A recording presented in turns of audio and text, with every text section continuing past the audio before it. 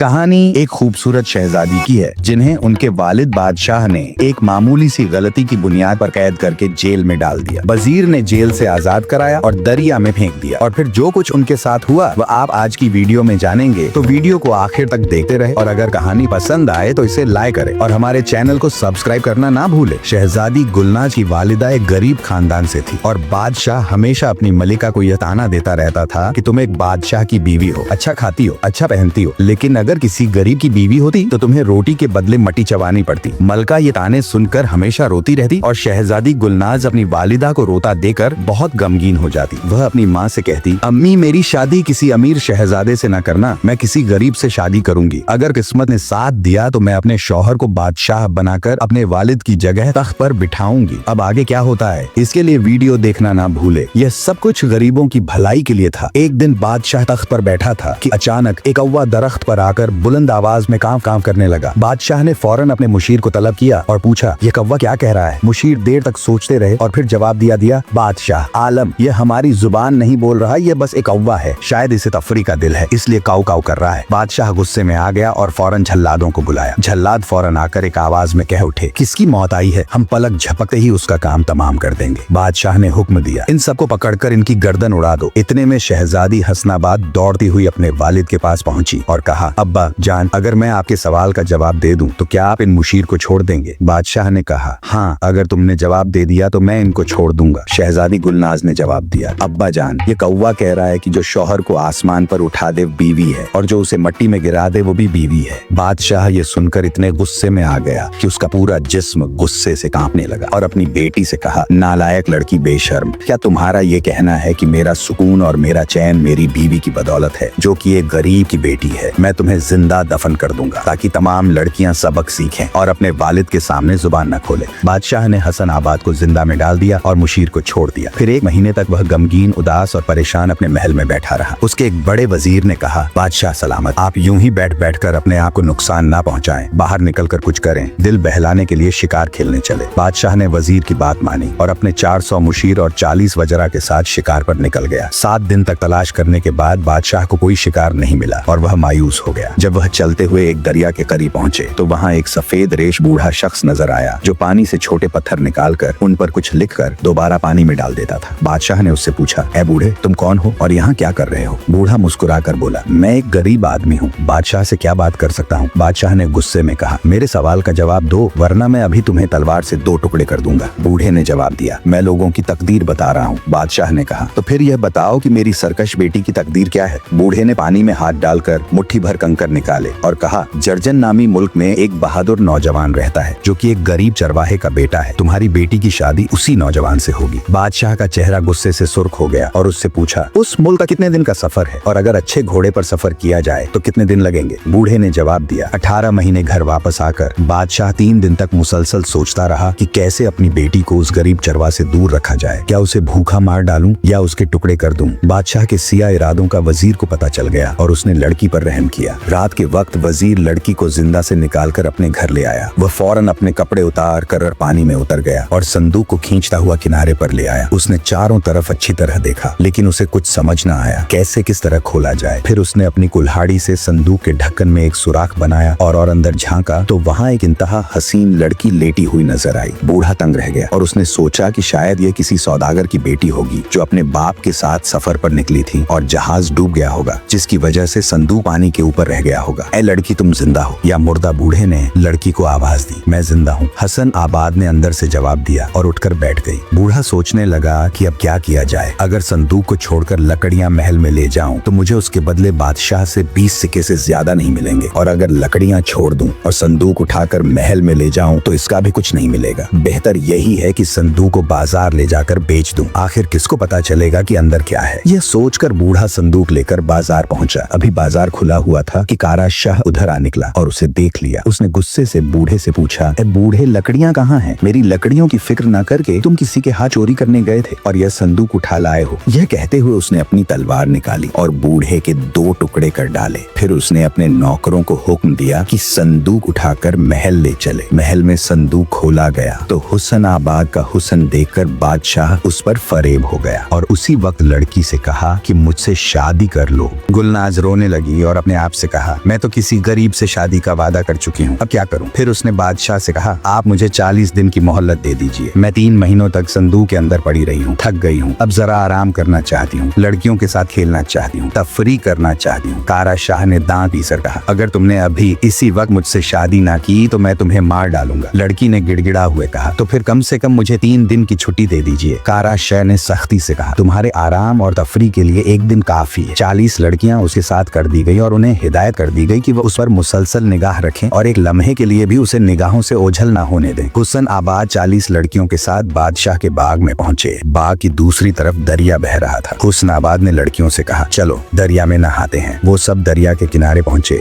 जैसे ही गुलनाज पानी में उतरे, एक खौफनाक मछली जो ना मालूम कहां से आई थी उसे निकलकर फौरन पानी में गायब हो गई। लड़कियां दौड़कर महल में आई और बादशाह को इस हादसे की इतला दी। यह सुनकर कारा शाह गुस्से से उठा। उसने अपना ताज, सोने की पेटी और शाही लिबास उतार कर फर्श पर फेंक दिया और महल छोड़कर शहर से निकल आया। वह बयाबानों की तरफ रवाना हो गया। अब हम जजीरा जर्जन की कहानी सुनते हैं। एक दिन दरिया के किनारे एक नौजवान चरवा अपनी भेड़ बकरियां चरा रहा था, जबकि कुछ माहे गीर दरिया में जाल डालकर मछलियां पकड़ रहे थे। चरवाहा मछली गीर से अपना दुखड़ा सुनाते हुए कहने लगा, मेरे बाप और मैं दोनों भूखे हैं। शहर जाकर रोटी लाने का कोई तरीका नहीं। बाप बीमार है और मैं यहाँ भेड़ बकरियों को चराने में मसरूफ हूँ। मैं इन्हें छोड़कर कहीं नहीं जा सका। तुम लोग मुझे कोई मछली दे दो, मैं उसे ले जाकर अपने बाप को खिला दूंगा। मछली गिर ने कहा, अच्छी बात है, जो कुछ भी जाल में आएगा वह तुम्हारा है। ये कहकर उन्होंने जाल खींच लिया। जाल में एक बहुत बड़ी मछली फंस गई। उन्होंने वह बड़ी मछली चरवाहे को दे दी। चरवाहा मछली को उठाना चाहता था, लेकिन वह इतनी वजनी थी कि उसे उठा न सका। वह मछली को 5 लोगों की मदद से खींचता हुआ अपने घर ले आया। मछली को अपने बाप के पास छोड़कर वह फिर अपनी भेड़ बकरियों के पास वापस लौट आया। बूढ़ा मछली को देखकर बेहद खुश हुआ। उसने छुरी से मछली का पेट चाक किया तो अंदर एक लड़की पड़ी मिली थी। बूढ़े ने लड़की के मुंह में पानी के कतरे टपका। लड़की को होश आया और उसने अपनी आंखें खोली। वह उठ खड़ी हुई और बूढ़े को झुककर सलाम किया। फिर उसने कहा, बाबा मुझे भूख लगी है, कुछ खाने को दीजिए। बूढ़े ने मछली का एक टुकड़ा काटा और उसे तलकर लड़की को दिया। लड़की ने मछली खाई और फिर बूढ़े से पूछा, बाबा आप क्या काम करते हैं? बूढ़े ने बताया, बी चरवाहा था, अब बूढ़ा हो गया हूँ, अब यह काम मेरी जगह मेरा बेटा करता है। यह सुनकर लड़की बेहद खुश हुई और जोश से कह उठी, मेरी मुराद पूरी हो गई। बाबा अगर आप कहे तो मैं आपके बेटे से शादी कर लूँ। मेरी माँ भी एक गरीब घराने की बेटी थी। शादी के लिए हमारे पास पैसे कहाँ हैं? बूढ़े ने कहा, कोई बात नहीं। लड़की ने जवाब दिया, जब मैं अपनी मर्जी से शादी कर रही हूँ तो लोगों को दावत देने की कोई जरूरत नहीं। बूढ़े ने उसे दिन हुस्नाबाद के साथ अपने बेटे का निकाह पढ़वा दिया। निकाह के अगले दिन सुबह हुस्नाबाद ने अपने सर के बाल एक रुमाल के नीचे छुपाए और आसीन चढ़ाकर घर के काम काज में लग गई। वह दही के पास आई तो देखा कि दही पर मैल की इतनी मोटी तह जम गई थी कि उसके दोनों कुंडे एक दूसरे से मिलते जा रहे थे। बाकी बर्तनों का भी यही हाल था। हुस्नाबाद ने उन बर्तनों को कचक चमकाया और फिर उसने घर के आंगन में झाड़ू देकर उसे साफ सुथरा किया और तमाम मैले कपड़े धो डाले। ये सब देखकर बूढ़े का दिल दिन की तरह रोशन हो गया। वो उठकर अपनी बहू के पास आया और बड़ी ही मोहब्बत से कहा, झुक झुक जियो मेरी बेटी, मैं बूढ़ा हो चुका हूँ, मुझसे घर रस्ती का कोई काम नहीं होता। मेरा बेटा सुबह उठते ही काम पर चला जाता है और शाम को वापस आता है। हम कितने खुशकिस्मत हैं कि हमें तुम मिल गई हो। यह देख कर के तुम इतनी मेहनत करती हो, मेरा जी चाहता है कि तुम्हारी मदद करो, मुझे भी कोई काम बताओ। हुस्नाबाद ने अपने कान का एक बाल उतारा और बूढ़े के हाथ में देते हुए कहा, आप इसे बाजार ले जाइए, अगर कोई इसका दाम पूछे तो कह दीजिएगा कि आप खुद ईमानदारी से कुछ दे दो, जो भी दे उतने ही में इसको बेच दीजिए। बूढ़ा बाल लेकर बाजार पहुंचा। उस वक्त बड़े बड़े सौदागर माल खरीदने के लिए बाजार में आए हुए थे। एक सौदागर ने देखा कि एक बूढ़ा एक इंतहा खूबसूरत बाल को हाथ में लिए खड़ा है। उसने बूढ़े के पास आकर पूछा, बाबा इसका दाम क्या है? जो दाम आप खुद ईमानदारी से देना चाहे। बूढ़े ने जवाब दिया। सौदागर ने एक हाथ लंबी एक संदूक चमड़े के सोने से भरकर बूढ़े को देते हुए पूछा, यह काफी है, यह कुछ और दूं? बूढ़े ने जवाब दिया, मैं तो कह चुका हूँ कि आप खुद ईमानदारी से कुछ दे दीजिए। उसके बाद गुलनाज ने अपने ससुर और शौहर से कहा, अब आप लोग जाकर 2 राज मजदूरों को ले आइए, हमें इस सोने को एक महफूज जगह पर छुपाना है ताकि कोई हमारे राज को जान ना सके। बूढ़ा और उसका बेटा मजदूरों को ले आए और सोने को एक महफूज कमरे में छुपा दिया। गुलनाज ने कहा, यह सब कुछ हमारे लिए खुशी का बाइज बनेगा, लेकिन हमें इसे छुपाना होगा और किसी को पता नहीं चलना चाहिए, वरना हम मुश्किलात में पड़ जाएंगे। उन दिनों सौदागर ने अपनी जिंदगी के फैसले पर गौर किया और उस बूढ़े से सीखा कि हकीकत में सच्चाई और ईमानदारी की ताकत कुछ और ही होती है। वह जान चुका था कि जो कुछ वो चाहता है वह ईमानदारी के जरिए ही हासिल कर सकता है। जब एक दिन वह बाजार वापस आया तो उसने सोचा कि उसकी जिंदगी में जो चीज सबसे ज्यादा कीमती है वह उसकी ईमानदारी और मेहनत है। उसने बूढ़े से माजर की और उससे कहा, बाबा, अब मैं भी आपकी तरह ईमानदारी से जिंदगी गुजारूंगा और खुद को बेहतर बनाने की कोशिश करूंगा। बूढ़ा और गुलनाज दोनों उसकी बातों पर मुस्कुराए और कहा, यही तो असल हकीकत है। जो सच में कामयाब जिंदगी गुजारना चाहता है उसे हमेशा ईमानदारी और मेहनत के साथ चलना होता है। अब सब कुछ बदल चुका था। गुलनाज और उसका खानदान खुशहाल थे और वह जानते थे कि सच्चाई की ताकत से हर मुश्किल को हल किया जा सकता है। हुसैन आबाद ने कहा, हम यहाँ एक नया शहर आबाद करेंगे। उसके बाद राज मजदूरों को शहर से बुलवाया और उनसे कहा, आप लोग अपने खानदान वालों को भी बुलवा ले। मजदूर अपने अहले खाना के साथ वापस आए और यूं शहर की तामीर का काम शुरू हो गया। हुसैन आबाद की हिदायत पर मजदूरों ने पहले एक बहुत बड़ी दीवार बनानी शुरू की। हर दिन मजदूरों और उनके खानदान को खाना फराह किया जाता और कुछ पैसे भी दिए जाते। गुलनाज ने उन सब के लिए अच्छे कपड़े भी बनवाए। उसकी सखावत और मेहमान नवाजी की शोहरत दूर दूर तक फैल गई। उसकी मेहमान नवाजी देखकर मजीद मजदूर आने लगे और वह सबको खाना देते, कपड़े बनवाते और खुश दिली के साथ उनकी खिदमत करते। रास्ते से गुजरने वाले लोग सवाल करते, यह दीवार किसने बनवाई है? मजदूर जवाब देते, अगर आप भी काम करना चाहते हैं तो यहाँ आ जाइए, आपको अच्छी मजदूरी मिलेगी, खाना और कपड़े भी मिलेंगे।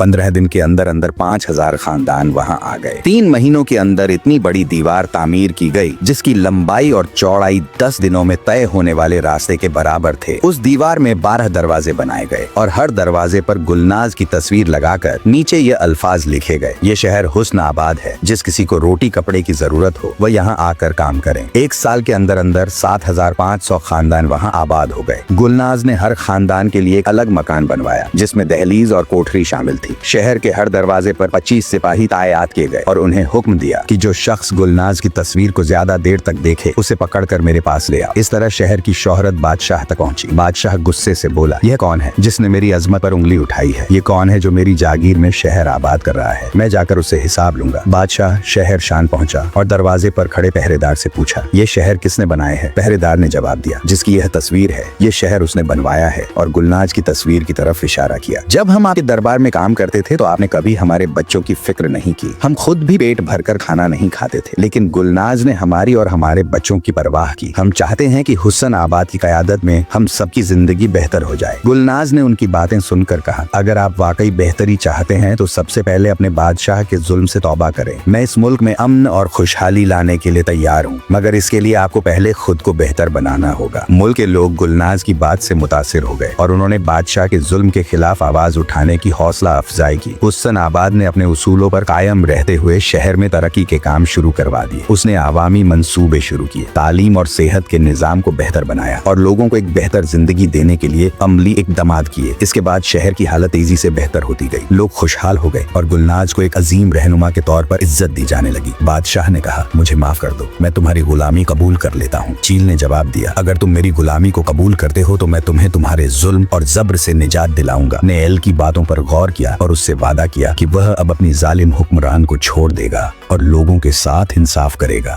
एल ने उसे आजाद कर दिया और ख्वाब का इखलासकन वो बहुत रासा हो गया। उसी दौरान हुसैन आबाद अपनी फौज के साथ आगे बढ़ती रही थी। उसने अपने रास्ते की हर मुश्किल को उबू किया और अपने वालिद के जन्म के खिलाफ एक अजीम जंग की तैयारी कर ली।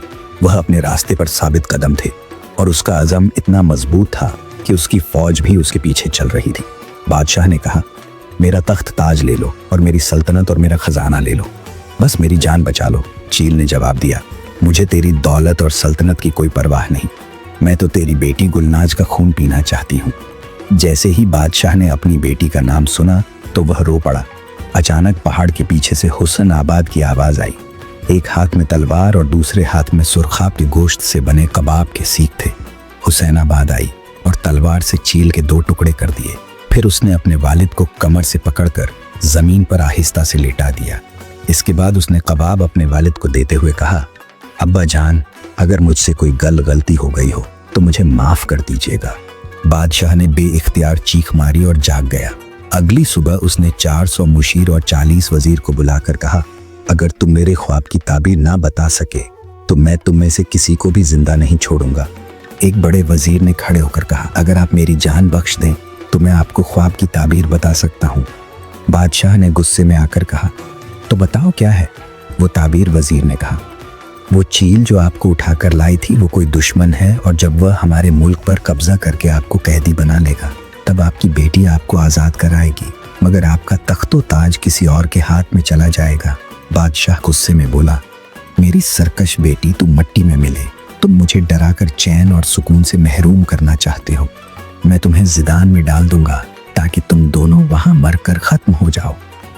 बादशाह ने गुस्से में आकर वजीर को जिंदा में डाला और उस दिन के बाद वह चैन से कभी नहीं सो सका।